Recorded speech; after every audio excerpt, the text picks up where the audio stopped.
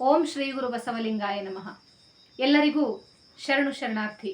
ನಮ್ಮ ಸತ್ಯದರ್ಶನ ಚಾನೆಲ್ಗೆ ಸ್ವಾಗತ.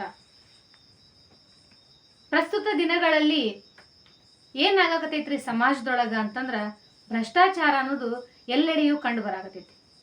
ಆ ಭ್ರಷ್ಟಾಚಾರ ಹೆಂಗೈತಿ, ಯಾವ ರೀತಿ ತನ್ನ ವ್ಯಾಪ್ತಿಯನ್ನ ಎಲ್ಲ ಕಡೆ ವಿಸ್ತಾರ ಮಾಡ್ಕೊಂಡೈತಿ ಅನ್ನೋದು ಎಲ್ಲರಿಗೂ ಗೊತ್ತಿರ್ತಕ್ಕಂಥ ಸಂಗತಿ.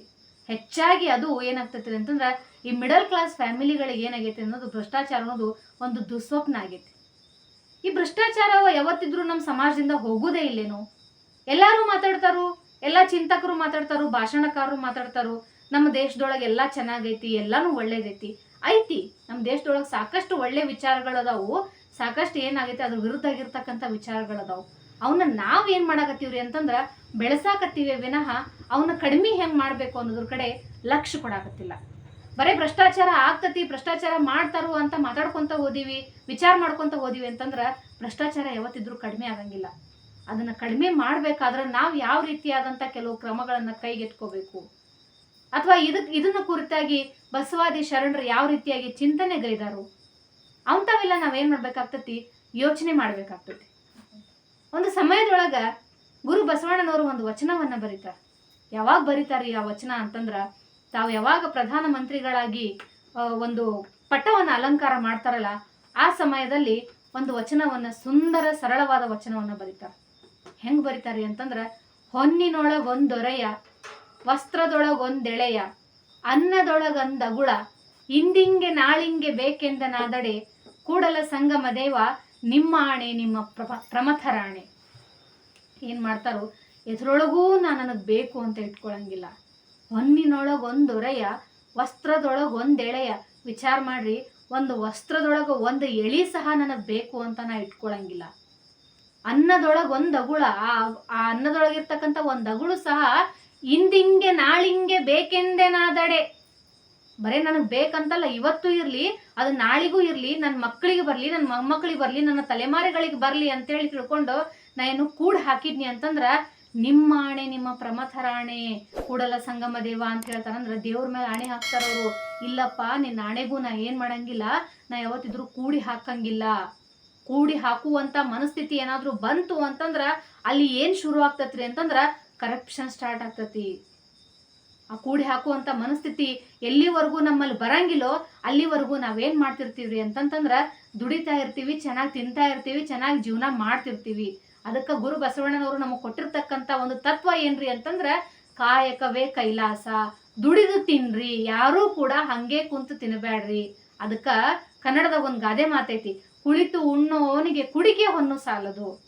ಕುಂತು ಉಣ್ತಾನ ಅಂತಂದ್ರ ಎಷ್ಟಿದ್ರು ಸಾಕಾಗಂಗಿಲ್ಲ ಅಂತ ನಾವ್ ಮೈ ಮುರಿದು ಏನ್ ಮಾಡ್ಬೇಕು, ದುಡಿಬೇಕು. ಮೊದಲು ಮೈ ಮುರಿದು ದುಡ್ದಾಗ ಏನಾಗ್ತತಿ, ಆ ದುಡ್ಡಿನ ಬೆಲೆ ನಮಗ್ ಗೊತ್ತಾಗ್ತತಿ. ಅದಕ್ಕೆ ನಾವ್ ಏನ್ ಮಾಡಂಗಿಲ್ಲ, ನಮಗ್ ಇನ್ನೂ ಜಾಸ್ತಿ ಬೇಕು ಅಂತ ಇನ್ನೊಬ್ರು ತಲೆ ಮೇಲೆ ಹೊಡೆದು ನಾವು ಏನ್ ಮಾಡಂಗಿಲ್ಲ, ದುಡ್ಡನ್ನ ಕೂಡಿ ಹಾಕಂಗಿಲ್ಲ. ಇದರಿಂದ ನಾವ್ ಏನ್ ಮಾಡಬಹುದ್ರಿ ಅಂತಂದ್ರ ಭ್ರಷ್ಟಾಚಾರವನ್ನ ತಡೆ ಹಿಡಿಬಹುದು. ಅವ್ರು ಬರೇ ಶರಣರಾಗಿದ್ದಾಗ ಈ ಮಾತು ಹೇಳಿಲ್ದಲ್ಲ, ಬರೇ ಅನುಭವ ಮಂಟಪದಲ್ಲಿ ಕುತ್ಕೊಂಡು ವಚನ ಬರಿಬೇಕಾದ್ರೆ ಈ ಮಾತು ಹೇಳಿದ್ದಲ್ಲ, ಪ್ರಧಾನ ಮಂತ್ರಿಯಾಗಿ ಪಟ್ಟವನ್ನ ಅಲಂಕಾರ ಮಾಡ್ಬೇಕಾದ್ರೆ ಅವ್ರು ಈ ರೀತಿ ಮಾತನ್ನ ಹೇಳ್ತಾರಂತಂದ್ರ ಅವ್ರು ಎಷ್ಟು ಉತ್ತಮ ರಾಜಕಾರಣಿ ಆಗಿದ್ರು ಅನ್ನೋದನ್ನ ನಾವು ತಿಳ್ಕೊಬೇಕಾಗ್ತತಿ. ಗುರು ಬಸವಣ್ಣನವರು ಎಲ್ಲಾ ರಂಗದಲ್ಲಿಯೂ ಕಾಣಿಸ್ಕೋತಾರ. ಅವ್ರು ಈ ರೀತಿ ಇಲ್ಲ, ಅವರಲ್ಲಿ ಈ ಟ್ಯಾಲೆಂಟ್ ಇಲ್ಲ ಅಂತ ಅನ್ನಂಗಿಲ್ಲ. ನಾವು ಇವಾಗ ಒಂದ್ 2-3 ಕಲೆಗಳು ನಮ್ಮಲ್ಲಿ ಇದ್ವು ಅಂತಂದ್ರೆ ಮಲ್ಟಿ ಟ್ಯಾಲೆಂಟೆಡ್ ಅಂತ ನಾವು ಕರಿತೀವಿ. ಆದ್ರೆ ಅವ್ರನ್ನ ಯಾವ ರೀತಿ ಕರಿಬೇಕು, ಅವ್ರನ್ನ ನಾವು ಏನಂತ ಕರಿಬೇಕು? ಬಹಳ ಉತ್ತಮ ರಾಜಕಾರಣಿ ಹೌದು, ವಾಗ್ಮಿಯೂ ಹೌದು, ವಿಚಾರವಂತರು ಹೌದು. ಈ ರೀತಿಯಾಗಿರ್ತಕ್ಕಂಥ ವಿಶ್ವಗುರು ಬಸವಣ್ಣನವರು ಹೇಳ್ತಾರ, ಹೊನ್ನಿನೊಳಗೊಂದೊರೆಯ, ವಸ್ತ್ರದೊಳಗೊಂದೆಳೆಯ, ಅನ್ನದೊಳಗೊಂದಗುಳ, ಇಂದಿಂಗೆ ನಾಳಿಂಗೆ ಬೇಕೆಂದೆ ನಾದಡೆ, ಕೂಡಲ ಸಂಗಮ ದೇವ ನಿಮ್ಮ ಆಣೆ ನಿಮ್ಮ ಪ್ರಮಥರಾಣೆ. ಹಂಗ ಹೋದ್ವಿ, ಅನುಭವ ಮಂಟಪದಾಗ ಹೋದ್ವಿ ಅಂತಂದ್ರ ಅಲ್ಲಿ ಶರಣ ದಂಪತಿಗಳು ಸಿಗ್ತಾರ್ರಿ. ಯಾರ್ರಿ ಅಂತಂದ್ರ ಆಯ್ದಕ್ಕಿ ಲಕ್ಕಮ್ಮ ಮತ್ತು ಆಯ್ದಕ್ಕಿ ಮಾರಯ್ಯ. ಆಯ್ದಕ್ಕಿ ಮಾರಯ್ಯನವ್ರ ಕಾಯಕ ಏನಂತಂದ್ರ ಅಕ್ಕಿ ಹಾರಿಸ್ಕೊಂಡ್ ಬರುದು, ಅದ್ರೊಳಗ ದಾಸೋಹ ಮಾಡುದು, ತಾವು ಪ್ರಸಾದ ಮಾಡುದು. ಒಂದು ದಿನ ಏನಾಗ್ತತಿ, ದಿನಾ ತರೋಕಿನ ಹೆಚ್ಚಿನ ಅಕ್ಕಿಯನ್ನ ಏನ್ ಮಾಡ್ತಾರೋ ಮಾರಯ್ಯನವ್ರು ತಗೊಂಡ್ಬಂದಿರ್ತಾರ.